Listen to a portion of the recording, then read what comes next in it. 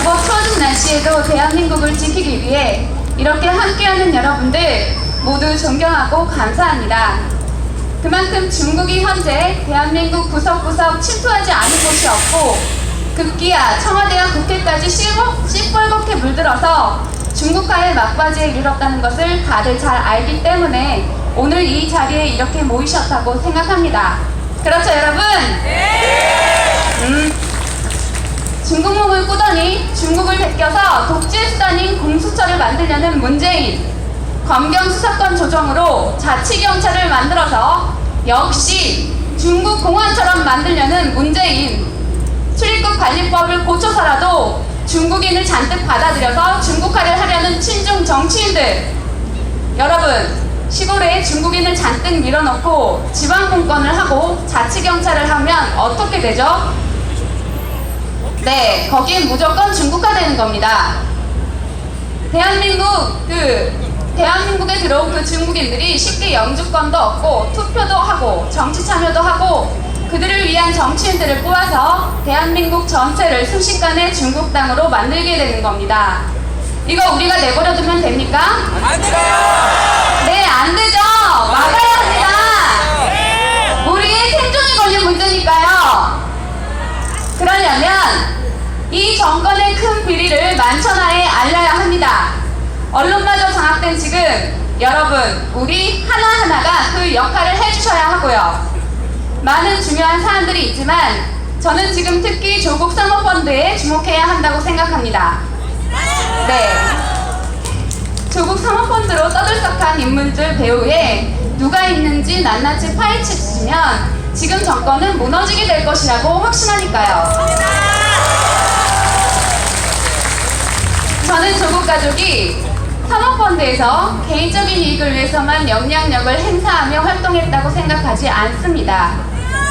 조국 사모펀드가 문재인이 취임 초기에 국장가지 사업으로 추진한 중국의 첨단 감시 통제 체계인 스마트시티 사업들에 상당히 관여한 것만 봐도 그래요. 저는 조국 가족은 바지사장이나 다름이 없고 실질적인 이권자이자 배우가 따로 있다고 보고 있습니다. 얼마 전에 버닝썬 윤 총경과 조국이 나란히 찍은 사진을 보셨을 겁니다. 뉴스에서요. 그게 2018년 5월 조국이 민정수석일 때 민정수석실 회식에서 찍은 사진이라고 합니다. 근데 그 사진을 찍어준 사람은 다름이 아닌 조국의 사모펀드에 관련된 큐브스의 정 대표라고 합니다. 네, 다들 아실 거예요. 네, 그 자리에 그리고 임종석도 있었다고 하고요. 그리고 버닝썬 윤 총경은 큐브스 주식에 투자도 했고 큐브스의 정 대표가 주식 매입 정보를 제공한 것으로도 알려졌습니다. 또한 큐브스 정 대표는 윤 총경의 버닝썬의 승리를 소개한 인물이라고도 하죠. 뭔가 얽히고 설킨 그들의 관계가 보이시지 않나요, 여러분? 네. 게다가 윤 총경의 부인도 경찰인데 김모 경장이라고 합니다.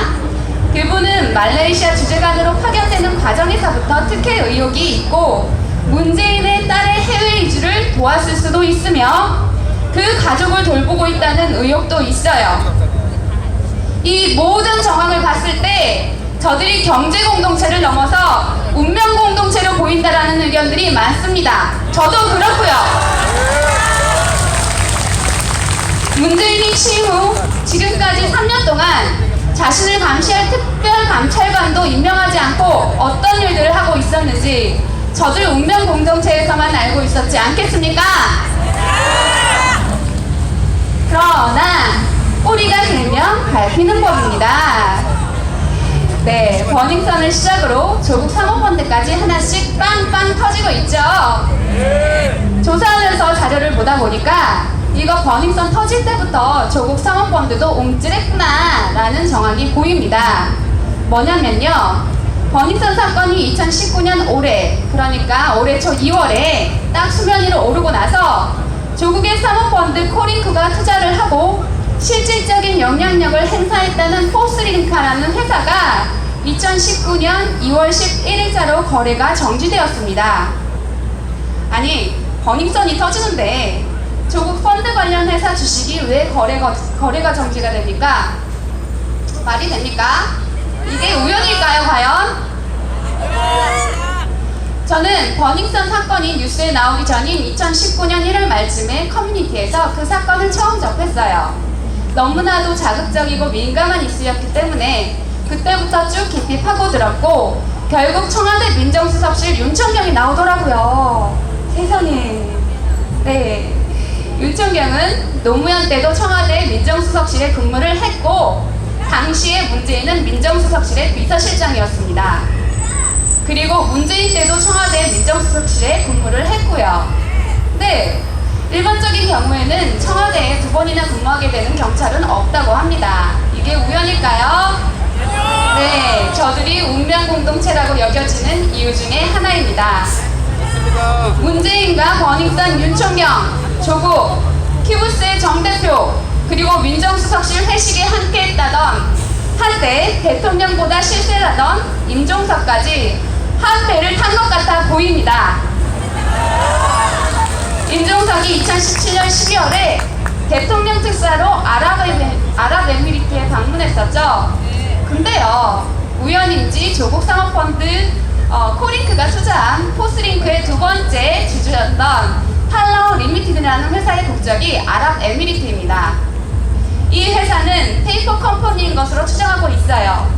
포스링크는 아까 말씀드렸듯이 버닝썬이 수면 위로 오르면서 주식 거래가 정지된 조국 사모펀드가 투자한 회사입니다. 여러분, 저들이 뭔가 끈끈하게 엮여 있다는 것이 보이지 않으십니까? 그런데 저들끼리만 엮였을까요? 아, 저는 그렇게 보지 않습니다. 조국 사모펀드 코링크는 2016년 4월 29일 중국의 기업에게서 6천억 규모의 투자 유치 양해각서를 체결했습니다. 코링크가 2016년 2월에 설립이 되고 4월에 레드코어 밸류 1호라는 펀드를 만들자마자 중국에서 6천억 규모의 투자 유치 양해각서를 체결한 거예요. 참고로 코링크는 아까도 말씀드렸듯이 레드코어 밸류 1호라는 펀드를 만들어서 포스링크에 투자를 하고 실질적인 영향력을 행사했다고 합니다. 네, 그런데 그 레드코어 밸류 1호는 최근 조국 사모펀드가 이슈화되면서 투자자가 미확인이라고 보도가 됐어요. 과연 투자자가 미확인이라서일까요? 중국 돈이라서일까요? 아니면 암호화폐와 관련이 있어서일까요? 그런데 정말 미심쩍은 부분이 또 있습니다. 조국 사모펀드 코링크가 레드코어 밸류 1호라는 펀드를 만들어서 포스링크에 투자를 하고 실질적으로 영향력을 행사했다고 하는데요.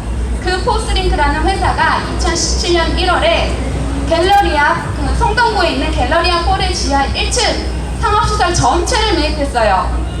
그리고 버닝썬에 투자를 한 민사모라는 여자도 그 시기에 갤러리아 폴에 주택 한 채를 구입했습니다. 시기가 같아요.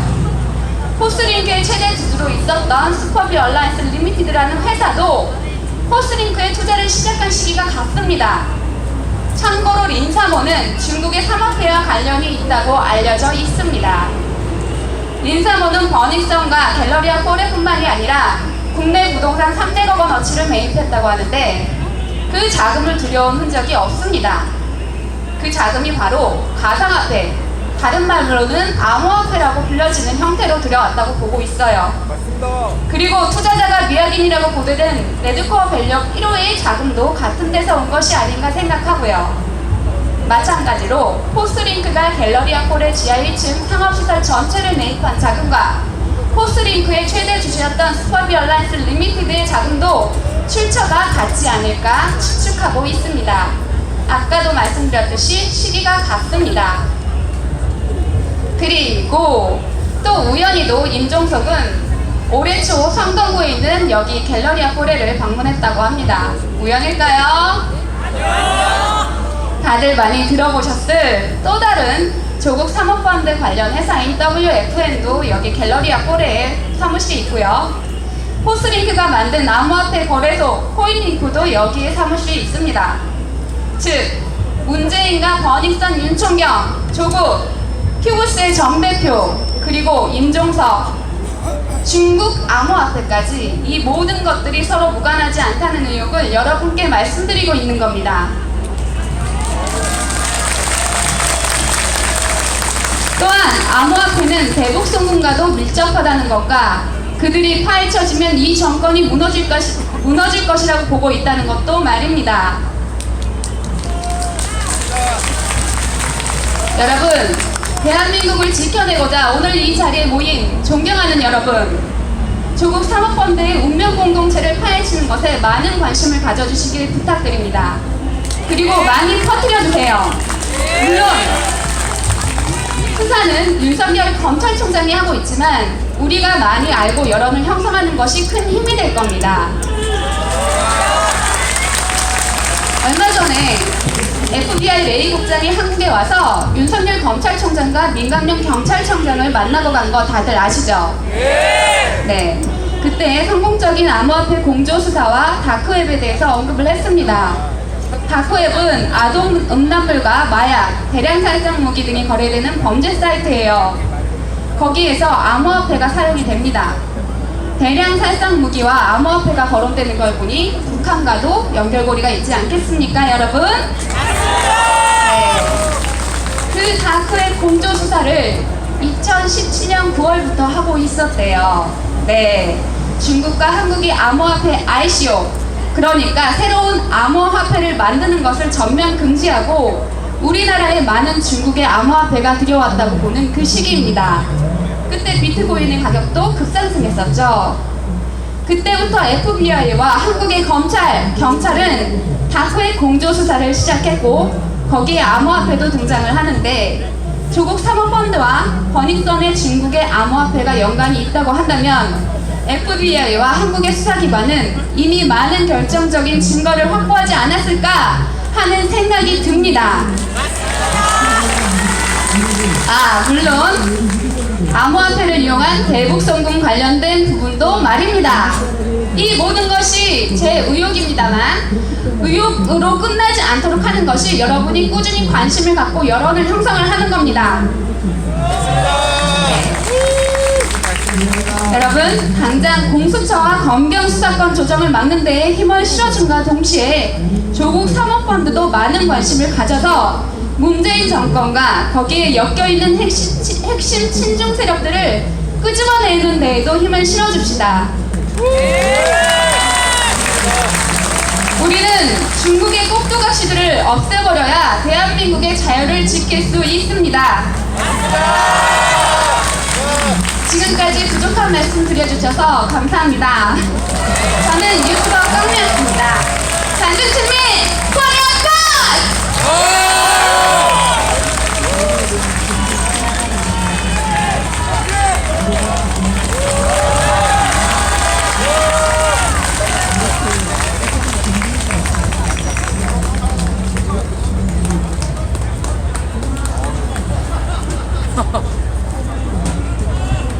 자, 여러분 연설 어떠셨어요? 좋았습니다.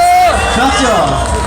이 아나운서들이나 뭐 엘리트 출신들이 뭐 우리를 함께하게 겁나면, 중국이랑 싸우게 겁나면 우리가 아나운서 같은 사람 만들면 된다, 그쵸? 네.